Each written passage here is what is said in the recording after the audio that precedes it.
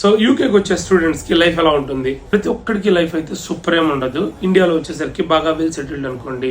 So UK వచ్చిన తర్వాత మొత్తం ఫీజు ఇండియా నుంచి కట్టేసేస్తారు. ప్రతి నెల మీకు వచ్చేసరికి ఇంట్లో వాళ్ళు పంపిస్తారు, చదువుకుంటారు, ఈవినింగ్ చిల్ అవుతారు.